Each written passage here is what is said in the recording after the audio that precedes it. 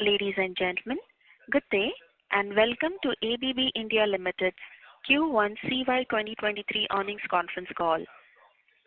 As a reminder, all participant lines will be in the listen-only mode, and there will be an opportunity for you to ask questions after the presentation concludes. Should you need assistance during the conference call, please signal an operator by pressing star then 0 on your touchtone phone. Please note that this conference is being recorded and any unauthorized recording of this call is strictly prohibited. The recording will be made available on the company's and SEBI's website subsequently. I now hand the conference over to Mr. T.K. Sridhar, Chief Financial Officer of ABB India Limited. Thank you, and over to you, sir. Thank you very much. A very good morning to all of you. So welcome to the Q1 2023 result call, analyst call. So along with me, I have Mr. Sanjeev Sharma, the Country Managing Director, and then I have Mr. Sanjeev Arora representing Motion Business, Kiran from Electrification. Unfortunately, we don't have anyone from Process Automation because they are busy with the customers, and Subrata, who is head the robotics, will join us after some time. Right, so with this, I hand over to Sanjeev to take us through the Q1 performance. Over to you, Sanjeev. Thank you, Sridhar. Good morning to all of you. Thanks for joining in this call for our first quarter, or in Indian terms, the last quarter. Let's call it as a January-March quarter. Business highlights, just to give you certain pointers towards what we saw in the last quarter. In results, we had a strong start of the year. Our orders are up 36%. Revenues are up 22%. This is something which we acknowledge as the highest ever order growth in quarter one in last 5 years. Our improvement on EBITDA margin is to 11.4%, which is 290 basis points year-on-year basis. PBT before exception is up 66% year-on-year, and PAT is up 65% on like-to-like basis. We continue to maintain and expand our cash position, which stands close to 4,000 crores. We had the AGM yesterday, wherein all the shareholders who were present and also who joined online, they appreciated the first integrated report for 2022 published by us. It really has brought a lot of new elements, which makes it very easy to read for our shareholders. Apart from financial, there are a lot of other qualitative aspects which have been added, and we believe this is a journey which will continue, and every year when you have our report, integrated report, you will see the elements become even better. We will highly encourage, if you have not done it already, that please look at this first integrated report published by us, and we'll be very happy to get your feedback as well in terms of what you like and also what we can improve on it. On sustainability goals, our green power utilization is 100%, and it has progressed well for us as part of our RE100 goals. CO2 emissions were down across locations, and just to give you as a data point, in 2022, our GHG emissions were down 82%, and that's the journey we continue to do. We have a very structured program, and every month and every quarter and every year we continue to make good progress in that direction. And we, of course, continue to have good discipline on waste and water management.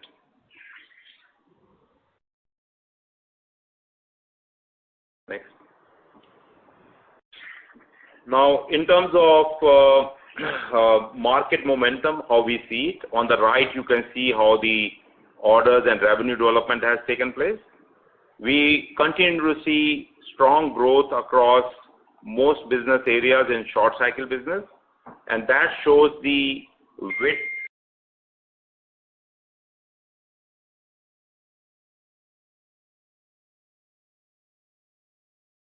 Ladies and gentlemen, please stay connected. We've lost business across tier 1, tier 2, tier 3, and even tier 4 cities. I think that's something which is really is the game, and that's where it contributes to the short cycle business, because there's an overall growth in different market segments.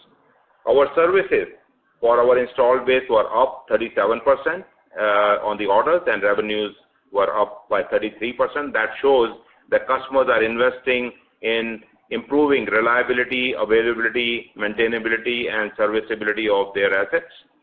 And on the continued momentum we see in the automotive and electronic side, because these are the sectors which are expanding. Automotive on their own, and plus the EV segment in automotive is contributing even faster growth. And also the value chain, whether it's in the batteries or many others, we see a lot of absorption of ABB technology there. And electronics as one segment, I think, is going to expand in an exponential basis as we go forward. And a lot of our products and technology find their way there. On the process side, power handling, motors and drives packages for metal, cement, oil and gas majors, I think that has been quite robust. And that shows that the demand and the distribution of all these output, be it metal, cement, oil and gas, or the city gas distribution for the citizens of the different cities across, that expansion contributes directly to our order as well as revenue pipeline. On the transport side, it's, I think, known to all of us, railways and metro, they are spending a lot, expanding a lot, modernizing a lot, and our technology sits right at the heart of it. So that's where, again, we get benefit. So with this, the order backlog has grown 37% to Indian rupees 7170 crore, which gives us good revenue visibility, and also we have a good gross margin visibility there. And if we execute it right, we see future as a positive development on the revenue side as well as the profitability side. Some of the examples, just to give you a few examples in terms of which are the areas we touch with our technology. Like for example, our system drives for the metals application, gas applications. We have, robotics earlier used to be only in the automotive sector, but now it really has gone deep and wide in the manufacturing sector. Be it electronics, it is spun dyed specialty fiber, paint conglomerate, or even the FMCGs. They are using our technology. We have the metal majors who are buying a lot of power equipment from us, traction technology for Bhopal and Indore metros and Indian Railways. And of course, the data center, which was a new segment which we nurtured a few years ago, it is really paying good dividends to us in terms of all large hyperscale data centers.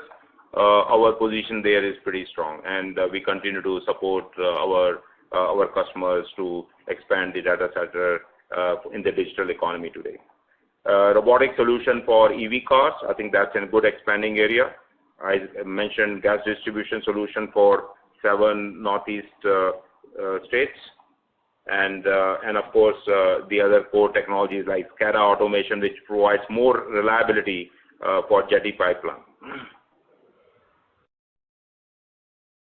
So if you really look into the how our exposure to multiple market segments, we have 18 business lines, and they are exposed to about 22, 23 market segments which are relevant for us.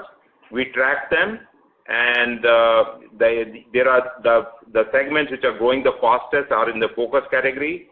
The ones which we started few years and now they are creating a good base of business for us is in the enhanced criteria. And traditionally we have been very strong in these so-called sustained market segments, wherein our product offering and our installed base is pretty strong. So we continue to keep focus on them. A mix of high growth segments and also the segments which are traditionally strong for us gives us a good mix of growth on the both orders revenues, and also gives more diversity as the different cycles of different market segments will play out in future.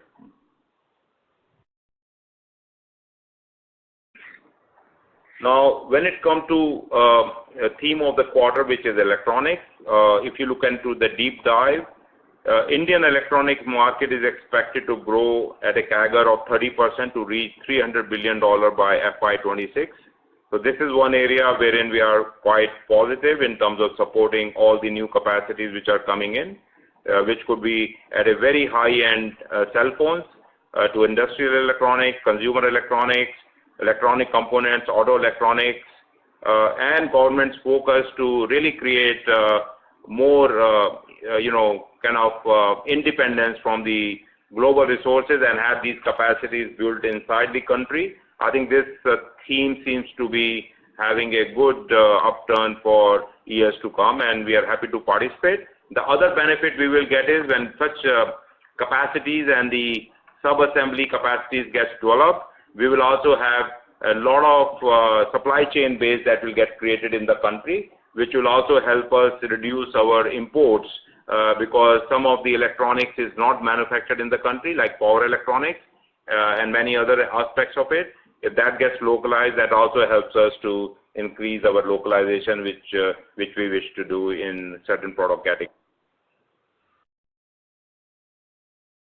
On the ESG side, as I mentioned before, at energy level, our green power utilization is 100% compared to 2021 baseline. Waste recyclability stands at 97% compared to 21 baseline, and also water recyclability we have reached at 50%. And we continue to focus in these areas, and every quarter when you hear from us, you will see these numbers taking in the right direction. Our CSR focus continues to be in the high impact areas, which is in education, diversity and inclusion, communities and environment. Here we do have very impactful, very well-driven programs, be it in the education wherein we are covering 98 government schools around our plant, or educating youth on the IT skills.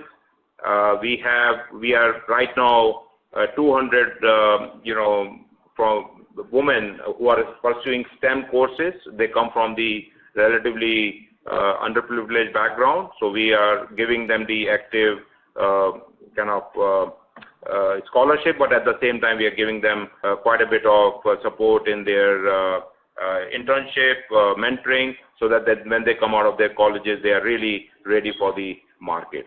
And same way in the communities and environment, we are helping a lot of infrastructure, public infrastructure upgrade, where we think it is easier for the women to come to the industrial areas. There are proper pathways, there are proper roads, and there are proper connectivity between the public transport and the plants they have to walk to, and they are properly lighted so that everybody feels confident coming to the industrial plants, because that's one thing. In order to increase the diversity, more women needs to come not only to offices but also to the manufacturing plants, and we need to create it, and we also create them as a sample base for other industries to follow around their plants to improve the infrastructure continuously.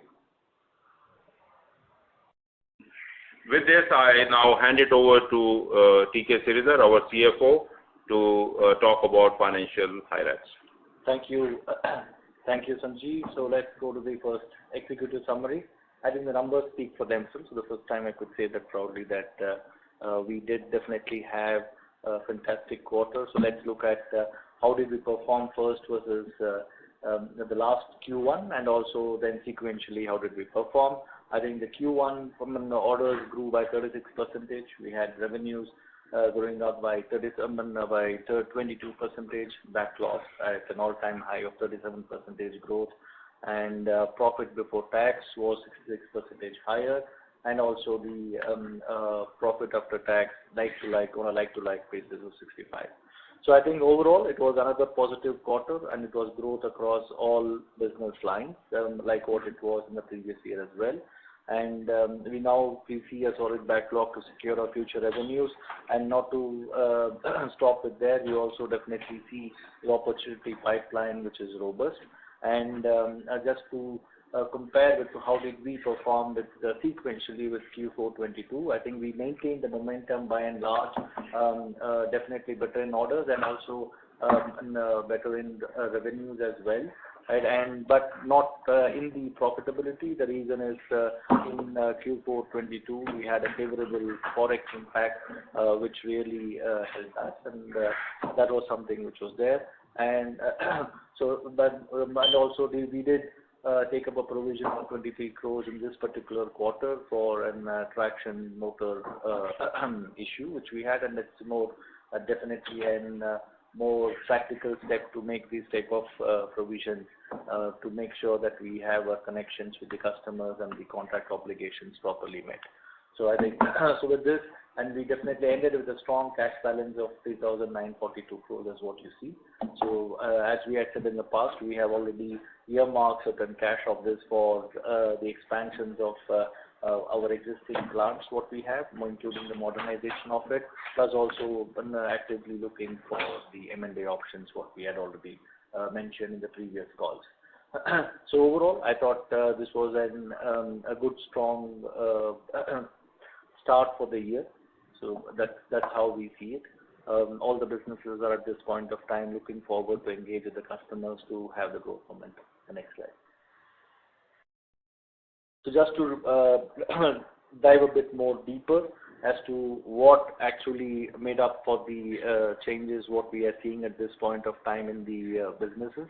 Right, I think the first thing is that our material costs are holding pretty strongly at this point of time at between a band of 63.5 to 64.5% as what we see.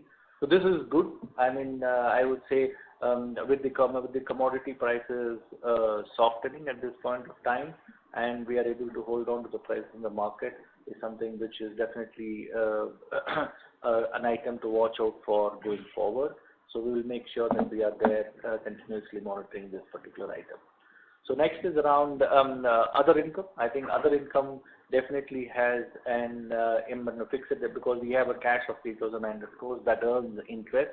So that's something which is really interesting for us to have there to fuel our future growth opportunities as well. So those income is to an extent supporting the bottom line as well.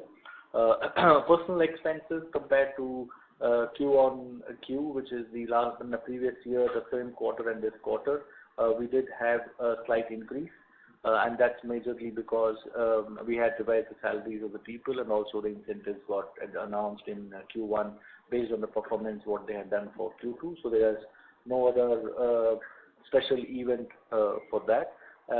That's something which is then. Exchange commodity and variation impact was high. We had a favorable impact in Q4 2022, but on a like-to-like basis, we did not have much of an impact other than a 9 crore positive impact which we lost.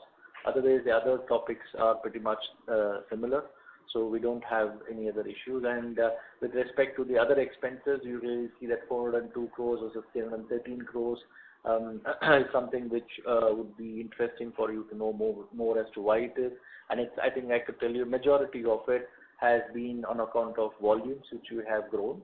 So that's basically leading to that, be it freight, be it other expenses. Of course, we did have a bit of a more travel expenses to do. That's showing up as a positive impact in orders and the revenue execution. So that's good. And also with the service revenues increasing, naturally some of these volume-related expenses will definitely is expected to slightly go up. So, but on a sequential quarter, we are more or less in the same line as what we were previous in December quarter. Over to you, next slide. So now we give a bit of color by division, business segment by segment. So start with electrification. So electrification is definitely very strong at this point of time. Order growth of 44%, revenue growth of 16%, and order backlog of 37%. So I mean, this is something that's very nice to have. So they have backlogs, and this is happening in all the divisions, be it smart buildings, distribution solutions, as well as smart power. So it is across, well spread out. So that means you could definitely see that it is increasing. So now coming to profitability, I think it is a higher contribution from volume growth, which definitely helps the businesses absorb the cost and deliver better profitability. And a price realization was definitely better in this quarter as well.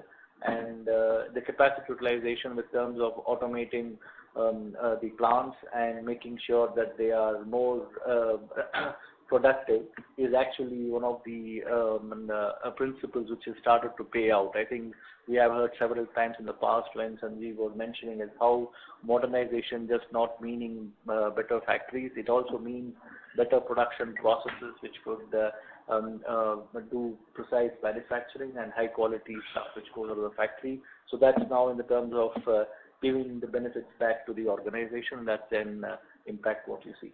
The next slide.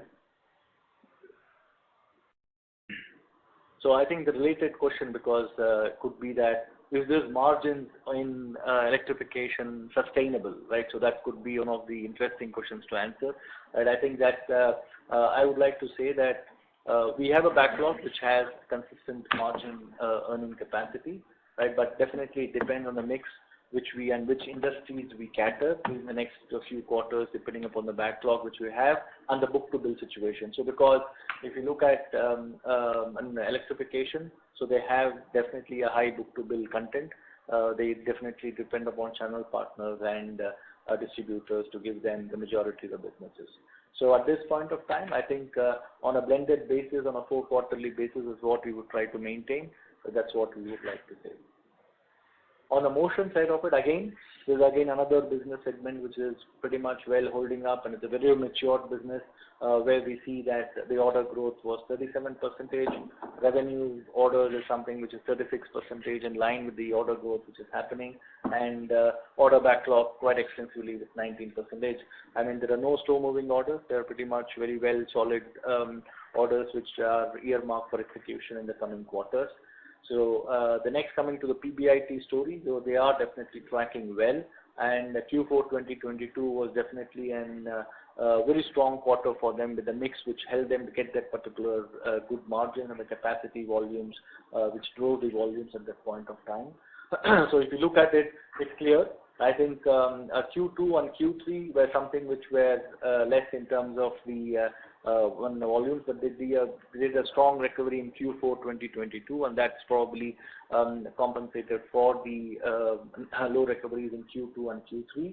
And then again Q4, the Q1 23, I think that's basically where they could have performed definitely better, but we took a charge of 23 crores, which we have published in the SEBI as well, as in one-time warranty cost for in-traction motors, which we supplied, and that's more because of the supplier quality which we detected when we do it. So I think as in the past, whenever we detect an issue and which is going to have an implication with the customer, when there is a phenomena, there is a root cause analysis which is done and measured in terms of what we would need to set right that particular position, and we make that position upfront, and then make sure that we monitor and address that solution in the right manner.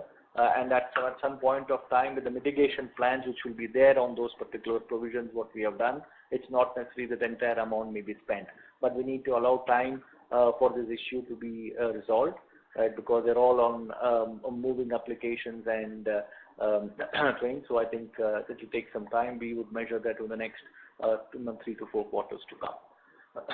The next slide. Process automation, I think process automation had very good Q2, Q3 and Q4 quarters. As you will see, these are all project orders. Project orders normally have a cycle in which they start to decide.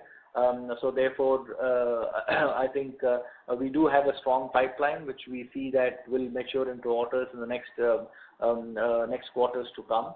So therefore, I think we are pretty much stable on the orders what we see at this point of time, and also a bit of an time play out happens in project orders. The last quarter is definitely weak because it's the financial year of some of the companies, so they would have exhausted their budgets, and they definitely seek new budgets coming the next year, which starts from April month onwards. So let's see how the decision plays out in the coming quarters. Revenues, I think, built on the backlogs which they had done and they have in their pipeline.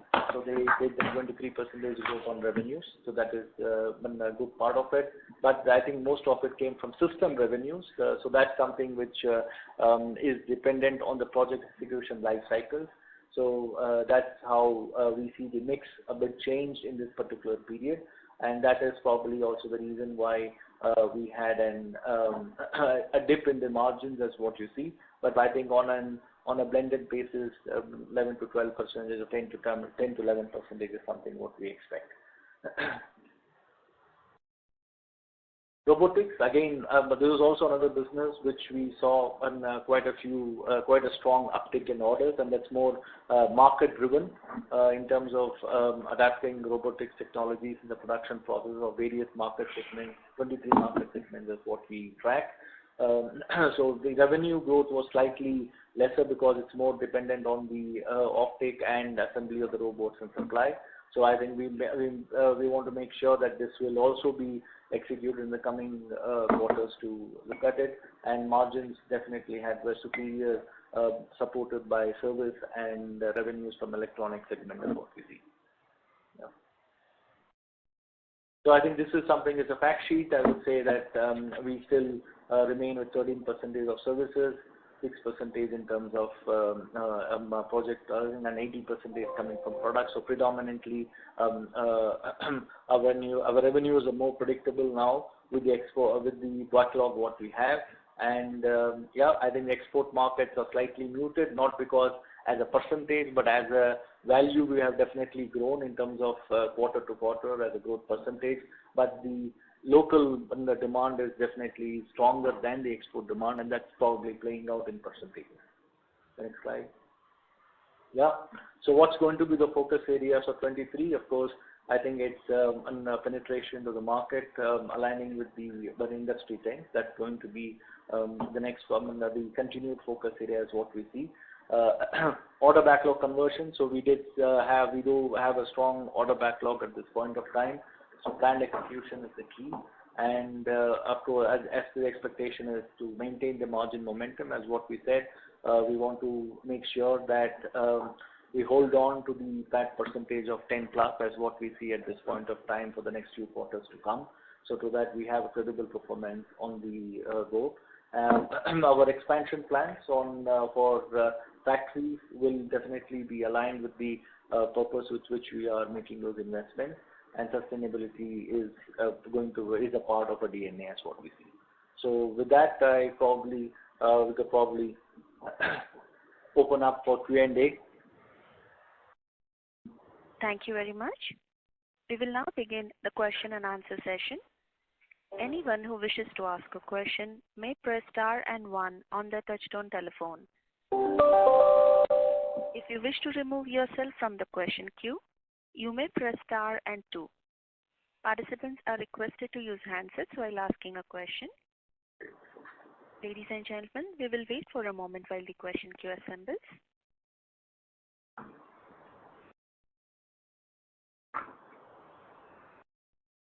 We have a first question from the line of Renu Baid from IIFL Securities. Please go ahead. Yeah, hi, good morning team, and congratulations for stellar performance for the quarter. The first question here is, if you look at order flow trajectory across all segments, X of PA has seen a very strong growth. So is it something to also do, apart from the broad optimism in the end markets, some slippages of orders coming in from the previous quarter to this quarter, which has helped to accelerate the momentum? And given the fact you've mentioned that pipeline for the rest of the year is healthy, should we expect that high double-digit 20 to 30% growth in order inflows could be seen for the year as a whole, based on the pipeline that you've suggested? Yeah. So Renu, let me answer that, and Sanjeev will definitely add his expert comments later. First of all, if we go to I would go on the two things. One, in which market segment we are in. So we are in those three sectors. If you look back to the slides of where Sanjeev was mentioning about fast growth, moderate growth, and of course the other one where we are. So our major play happens in the moderate growth sectors with cement, steel, and everything else, right? And we are definitely making it up with a lot of fast growth segments what we are focusing on. So I think at the end of the day, I think we expect growth in the orders on a 4-quarter basis, which is an yearly running basis of 12 to 15% should be definitely a place to go, right? So these 20% or 30% is what we see is something which depends on how the customer wants to make his order or decision pattern, right? So that's something which is a mix of projects, which is a mix of also certain decisions what will happen with respect to funding. So that's what we see. But definitely, I think we are looking at a positive trajectory on that. Sanjeev, you want to add something? Yeah, thank you, Sridhar. Thanks, Renu. From the overall construct of the market, I think just to add some granularity as to how we see the market and the development. So all the businesses that we have, out of 18 businesses who are exposed to service and who are exposed to the, say, the product business, I think there the growth is quite robust, and that really represents what's happening in the country across, because it is a secular growth, not coming from very large industries, but it is coming across the cities, geographical distribution, across the market segment, and also the category of the customers you have. Not necessarily all the end users. You also have machine builders who may be supplying domestically as well as exporting, and also a lot of participation in the infrastructure projects. So our channel partners, our integrators who are involved there. So I would say on the product category side, it is quite strong. Then comes the next level, wherein our product gets used into the subsystem. We call it as an ETO business, engineer to order. There again, it is the power distribution in the cities, renewables, and also in the new segment, and the industries which are expanding or kind of increasing the capacities on an incremental basis on the ground side. So there again, we see it's pretty strong. Now the third category, the systems business, which is our projects business. Is disconnected? Okay. No, it's audible. You are audible. So the project business, that's where what we do is we are careful in terms of which kind of projects we take, which kind of segments we are focused on. So one is pure on the basis of where our value proposition is strong for the customer, and wherein we add a lot of value for the customer, because once you add a lot of value for the customer, then it is possible to price that value. And when you price that value, it also shows into your gross margin as well as in your books, right? So that has been our focus, and project business typically tends to be more cyclic than the ETO and the products business. On the product business, I think most of the categories we have, it is pretty strong. One or two categories are seeing the headwind, and they were growing quite strongly for last many quarters, but one or two categories have some headwinds. But other than that, I think it is pretty robust market construct at this point of time in each area, including robotics, electrification, and several categories of motion business. Sure. Thanks. And my second question, or the last question here, would be on profitability. Until 2 quarters back, we were confident of sustaining PBT margins of 10% plus. And now, having seen margins improve sustainably across segments, we are indicating to maintain net margins of 10% plus. So, this difference or the margin improvement trajectory or outlook over the last 6 months, is it primarily driven by the mix and the gross margin on account of softening of commodity prices, or more to do with the overall improvement in the price realizations across end product and solutions and mix here? So how should we look at from a 2 to 3 year perspective in terms of margin outlook? So margin gets affected by many variables, and one of the variables is the price realized from the market, and whether you have the capacity and capability to transfer in the inflationary environment, pass the cost increase to the customer. So I think we succeeded in both, and since our portfolio is positioned onto the high value add as well as high quality, highly reliable products, I think there's a lot of recognition in the market post-COVID to buy the products which have the high reliability quotient. And also not only reliability in the product quality, but also our ability to deliver them. So those two factors have allowed us to pass on inflationary cost to the market to a greater extent, and also realization of the fair price given the demand-supply situation we had in the marketplace to maintain the reliability of the product deliveries. So that's one aspect. The second aspect is that now if you talk about future, the future can be described out of the backlog, because backlog is what you convert, and that backlog, the gross margin position as it is visible today, if it is run over good capacity utilization, naturally you realize a better profitability out of it, unless some kind of an uneven event which is not foreseeable by us today comes in, and other than that, then the trajectory remains smooth. So if there's a robust order pipeline, robust visibility of the revenues, and the gross margins are to our satisfaction, and we run the capacities to the levels we want to do. So I think the trajectory is quite smooth, Renu, at this point of time when we look at it from the near future perspective. Thanks much, Sanjeev, for your comments. All the best. Thank you. Thank you. Thank you. We have our next question from the line of Puneet Gulati from HSBC. Please go ahead. Yeah, thank you so much, and congratulations on great numbers. Just continuing on the same thread, you talked about improved price realization. And so how should one think of it? Are you able to price your products better than what you used to in a pre-COVID environment, or is this the mix which has changed? So two things have happened. One is the market has matured, wherein the buyers have a much higher trust created among certain companies or certain brands who could support them during COVID period. I think that's something which is visible, which makes us easy to realize the orders in the marketplace. So that's number one, if you talk about post-COVID period. Okay. Second part is the customer base, which used to go and compare high quality products with the cheap quality products to compare prices. I think that behavior has come down in the marketplace. They really try to compare apples with apples. So we don't see those kind of negotiation tactics in the marketplace, because customers don't want you to wait outside their room and negotiate. They actually are very professional. They connect with you online, they negotiate, and they have a reasonable expectation of price. And if we meet those criteria, I think we get that benefit. At the same time, we have been reducing our cost because of our localization and expanded volumes and our connect with our suppliers. That also contributes to our ability to kind of serve the market at a reasonable price, and at the same time, we are able to build our backlog.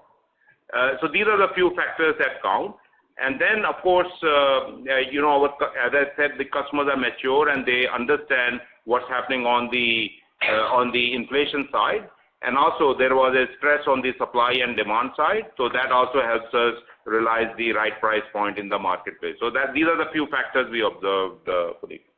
That's very, very helpful and extremely good. So how's the supply pipeline now panning out? Is there an ease in your supply chain, or is that still a stretch? And will this advantage stay? On a comparative basis, it has eased out. But at the same time, we are very cautious. We are still maintaining high inventory levels so that we can deliver to the market what we promise. So it hasn't come down to a level wherein we can normalize our inventories to a very low level, and just in time play can be made, because there are certain components or certain category of component which requires a little bit of more handling still, because those pressures haven't gone away yet. Understood. That's very, very useful. Secondly, in these orders which you announced, what should we consider as the base orders, and what could be large orders in this? All are base orders, nothing is large orders. So if you look into, as Sridhar explained, now 80% of our business is, we can call it as a fast moving industrial goods. Okay. And then we have about 13% is coming for services, which is basically, you can say, as a service as delivered and as demanded by the customer. And then, of course, we have 7-8% which goes in the category of projects, and projects has a long gestation period. So I would say much of the market is now for us is a very fast conversion of our raw materials into cash category. So I think that's how what we are seeing in our books. That's very, very helpful. Thank you so much. My last question is on the services part. While I think over the last 2 years you've been talking about services becoming a significant part, but numbers perspective, it is still somewhere between 8%. How should one read that? So I think it's not 6 to 8%. It's slightly definitely higher, right? That's what it is. Services, I think maybe you had taken us back because we can't just dispute because you are an analyst. But we need to. Our intention, our expectation is that the services are much higher in percentage than what you just mentioned. But we'll have to verify and come back to you based on what you are reading. No. Sorry, my bad. It is 12 to 13%. So that number sustains, right? Yes. That sounds like it, Puneet, because I don't know, we didn't know what you read because No, sir, I misread the number. Information to you, right? The 8% what we're mentioning is for projects. Yeah. Correct. Yeah, so services are 12 to 13%, but you can see since the uptake of the product business and our ETO business is very strong, so services in net value are expanding by 33%. So that's quite a good expansion, but on percentage basis, they will stay muted relative to the main business lines because they are expanding faster. Understood. That's very, very helpful. Thank you so much and all the best. Thank you. Thank you. Ladies and gentlemen, in order to ensure management is able to answer queries from all participants, kindly restrict your questions to 2 at a time. You may join back the queue for follow-up questions. We have our next question from the line of Parikshit Kandpal from HDFC Securities. Please go ahead. Yeah, hi. Congratulations on a strong quarter, Sanjeev. So my first question is on this incremental demand or the large demand order inflows growth. So can you help us understand this with more granularity on brownfield versus greenfield orders? And also if you can help us understand how is the traction in tier 2 and tier 3 cities, but that would also be definitely adding up to this growth. So I think let me bring even more granularity beyond me. So let me involve the president of our divisions for motion and electrification, which are the largest businesses in us. So Sanjeev Arora is seated here, as well as Kiran Dutt. So Sanjeev, what do you think? What's your view on what you are seeing in the market? Which are the segments which are supporting us in our growth? Thank you. Thank you for the question. And I think it's a very good question. Now the situation is that if you see, when you talk of say heavy industry, we see greenfield as well as brownfield expansion. And large players are anyway playing into it, but when you talk of the say the second line of players and the third line of players in those respective heavy industry segments, they are also expanding. So the crux is that in heavy industry we see both the large projects from the green fields as well as from the brown field. Now even when we talk of the discrete part of the light industry, there also we see good amount of expansions. And when we talk of that, there is a well supported mechanism from the government PLIs as well. So you will see the new investment and also you will see the brownfield investments. So overall, I would say this is the situation, and we are confident that we will see much more of that in coming times. Thank you, Sanjeev. Kiran, how do you see on the electrification side? Added to what Sanjeev Arora has spoken about, what we see from electrification is that a few of the segments, since we are talking about tier 2 and tier 3, which I would also like to talk about, is huge growth in terms of the buildings in tier 2 and tier 3 cities. So that is something which is really supporting us in terms of growth. At the same time, when I look at overall as a perspective in terms of electrification, what I see is specifically in terms of infrastructure. I think both in whether it is power infrastructure, maybe it could be renewable, it could be in terms of transports. I think there's a huge growth what we are looking at. And that's what is actually supporting us in terms of growth, whether it is metro, whether it is tier 2, tier 3. So all said and done, it's also very important to understand where exactly ABB has focused. ABB is also trying to focus in terms of tier 2 and tier 3 cities, more penetration there, and that's also giving us a lot of results in terms of growth. Thank you, Kiran. And so the last question is on this entire new energy theme. And so So how do we intend to plug the product gap, if any, there, which we need to address, because this is a high growth segment, and we also said that we are looking for some acquisition given the strong cash balances which we have. So how do you strategize and think about this high growth segment and how to address the product gap there? Parikshit, can you mention again what segment you're talking about? So the entire energy theme which is changing, the EV side, the entire green energy theme which is going to take a big change, the decarbonization basically, I'm talking about decarbonization. Okay. So the product gaps there and how do you intend to cap? Yeah. Fair enough. So see, if you really look into ABB portfolio and you look into our theme, energy efficiency is core of our theme in terms of what we deliver to our customers. In fact, part of our 2030 GHG reduction target is that we will sell more products. If customers use more of your products, contribute to less GHG emissions. So that plays directly right at the heart of our core portfolio in the motion and electrification and robotics as well as process automation proposition. So that's something anyway is our core. But when we see the EV play and the other areas, in India, the opportunity is very ripe for the simple reason anything that we produce in this country, we use 30% more energy. So that means now the sensitivity of the large customers and medium-sized customers have come in that area. That's why a lot of replacement market has come in, wherein they are using IE3 motors. There is even a demand for even higher efficiency motors, because traditionally ABB, India market has been IE2 motors.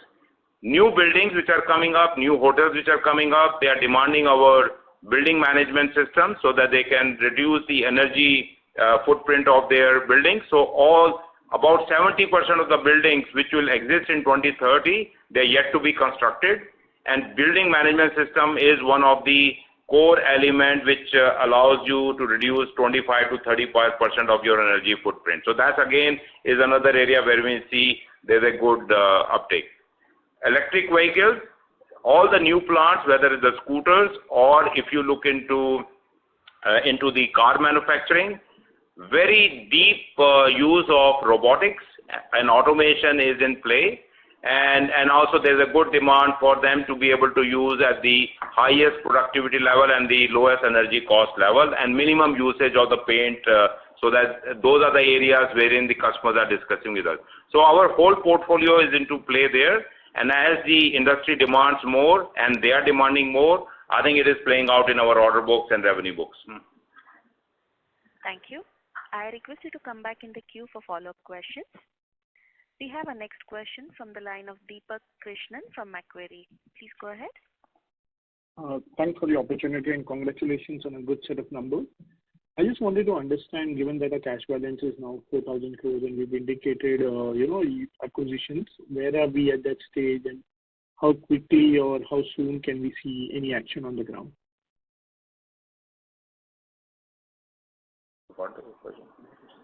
Acquisition, M&A. M&A, where are we?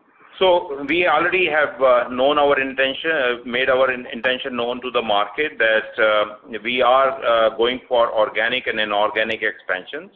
We have a pipeline for the inorganic targets globally, which has local footprints, and also we have a list for the potential local parts. But these things take time, and we have to allow the current owners to come to a point that they are willing to deal with us. And as and when we are ready with that, I think we'll talk to you. Yep. Sure, sir. Maybe just a follow-up essentially on the margin front. I think while we understand the benefits of a higher order backlog as well as better capacity utilization, how do we overall see in terms of the competitiveness in terms of maintaining pricing? Do you see competitive intensity increasing given that everyone's order book is full, or do you see supply chain still being sort of an issue in that case? That's a good question. So as I said, what we have seen is, apart from demand supply situation, we have seen the migration of a large swath of customers from buying relatively cheap quality products, moving into the high quality product zone, which is a sweet spot for us. I think that's one good movement we have away from the demand and supply situation. So that's something which we are very encouraged, because the customer is willing to pay a premium for a better quality product, more energy efficient products, and something which they would like to make sure that their machines or their end user plants are effectively working. So that's one movement we see. Now going forward, competitive intensity is different in different product lines. So we have 18 product lines and we are exposed to 23 market segments. Competitive intensity keeps changing and varying in different segments based on how the competitors play in and also how they expand their footprint and their capabilities on the ground. So I would say that always is never a one-year issue or one-quarter issue. That's a lifelong issue one has to keep playing out. All what we can do is, whatever benefits we are getting today, this is something we have been preparing for last 3-4 years, and that's what gives us the competitiveness as well as the capability to serve this market in current construct. And whatever we have done 2 years ago and now what we are doing, it will continue to pay us forward as we go forward. Yeah. Maybe just from an overall mix, like you've indicated, tier 3, tier 4 cities are gaining share. How much contribution is essentially coming from there, and how easy is it for, say, an individual, say, SME to kind of choose an ABB product versus something that is already locally available there for a long time? So tier 2, tier 3, tier 4 cities, this is where aspirational India sits at the moment. And the good thing about aspirational India is they really are having access to any product that they want, given the logistic and the distribution system which has been provided by the e-commerce players.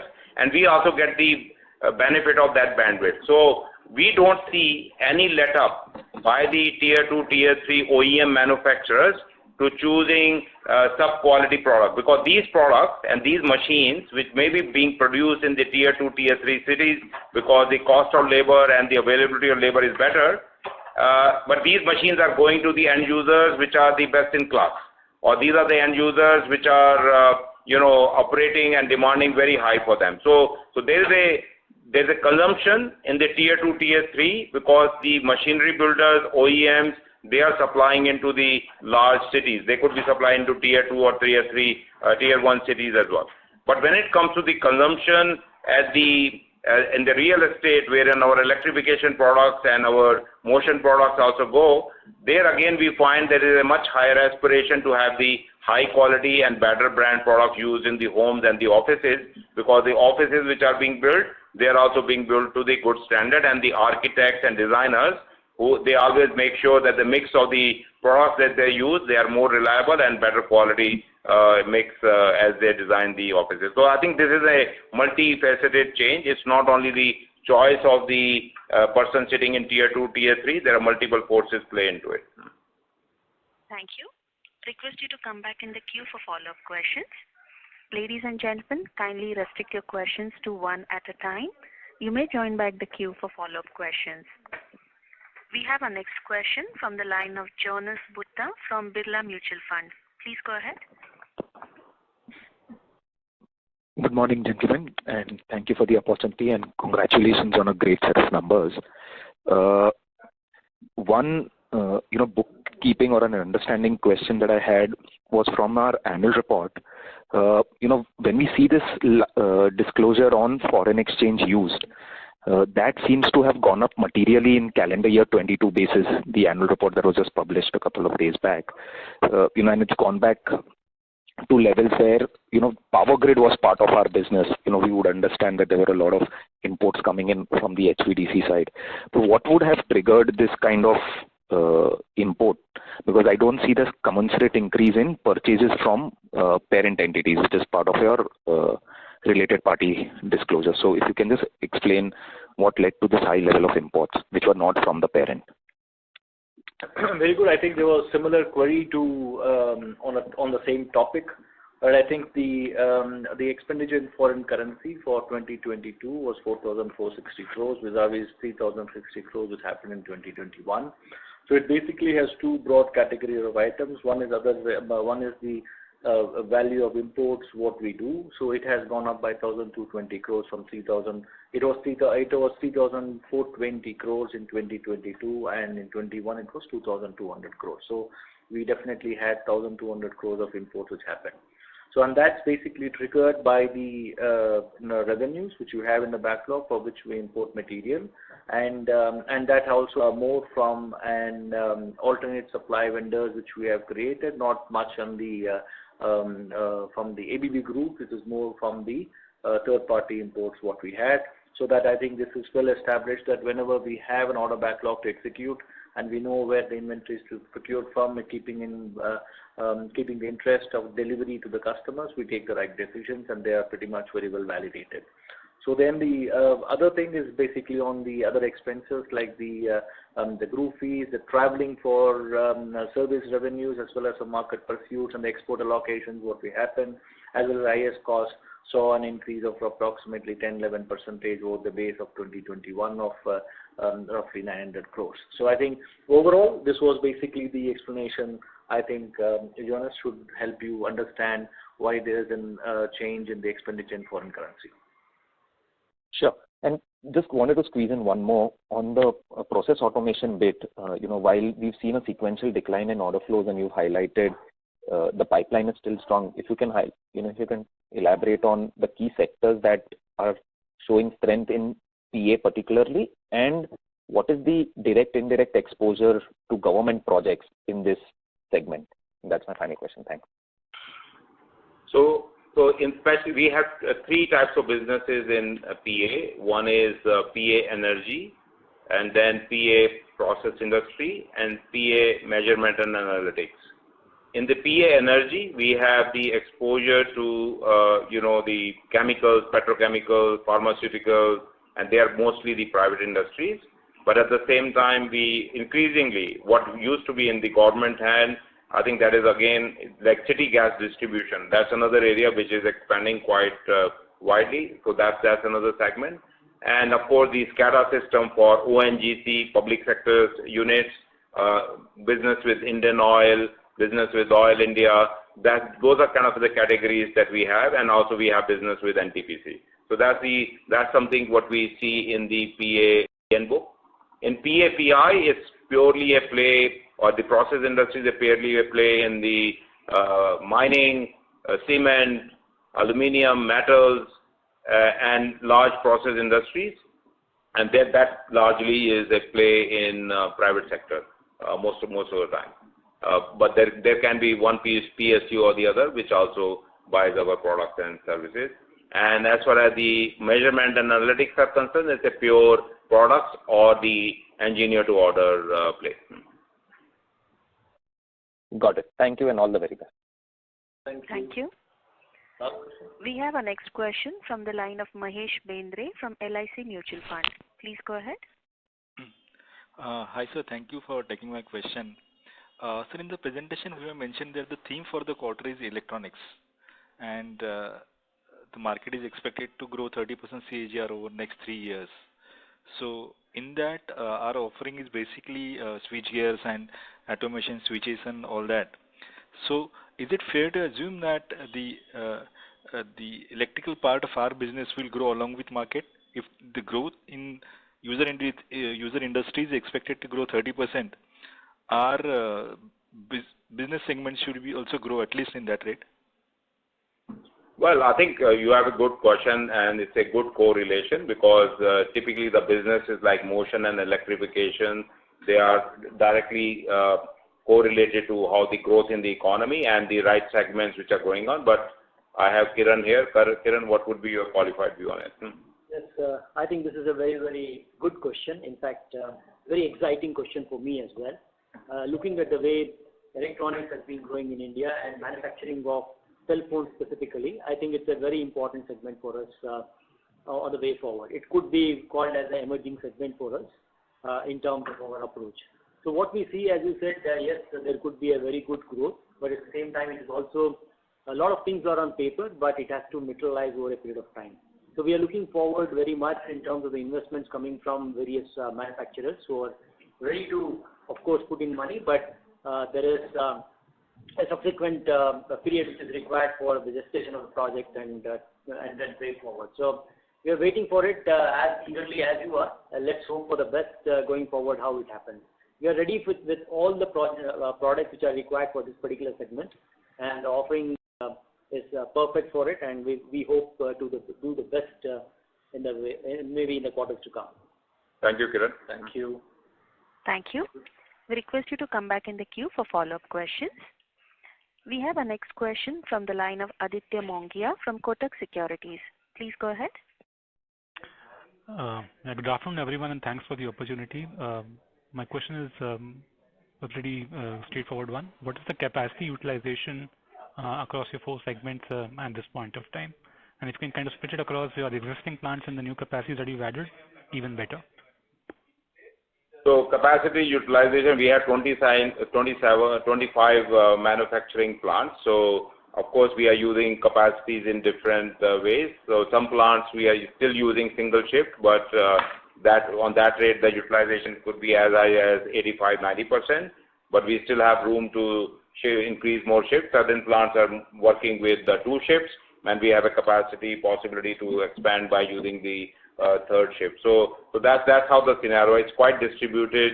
And also you should know that over a period of time, we have increased a lot of automation and robotics in our manufacturing and some of our plants. And they're again increasing the shifts, and throughput of those plants is much more flexible and easy for us. Got that. Thank you. Thank you. That's my only question. Thank you. Thank you. Thank you. We have our next question from the line of Priyankar Biswas from Nomura. Please go ahead. Thank you, sir, for taking my question. Just one. So in your chart, you have highlighted as the high growth areas, the focus areas. So can you give me some color, like what percentage or something like that of your order backlog these focus areas are? And if you can throw some further light, like what is like the market shares you have in these areas? Priyanka, so I would have loved to give you this particular answer, right? So, but actually it endangers my existence in the competitive scenario, right? So therefore, we don't even share this sensitive information. So if you have any other questions, more than happy to answer that. Sir, further is we have recently seen, like, let's say commodity prices soften quite a bit. So should we? So is there something like that in the newer orders you may have to pass through some of it, and is it happen that way, or should we be able to retain the complete pricing hike that we have taken, let's say, over the past couple of quarters? So, the market pricing, inflation, and the supply-demand situation, these are the things which take care of the pricing in the market. We are not the ones who decide what price should be kept, and that's because there's a fair competition in the market, and that's something which describes what the price point customers are willing to pay. Okay, sir. That's all from my end. Thank you. Thank you. Ladies and gentlemen, due to time constraints, that would be our last question for today. I now hand the conference back to Mr. T.K. Sridhar for closing remarks. Thank you, and over to you, sir.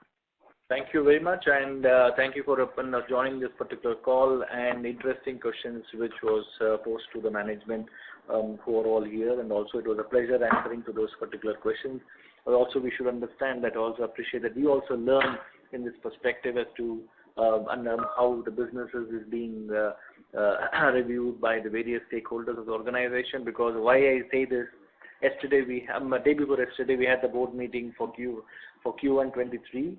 Then yesterday we had the AGM where we had questions from shareholders and the investors, and today we have the analysts looking into the organization.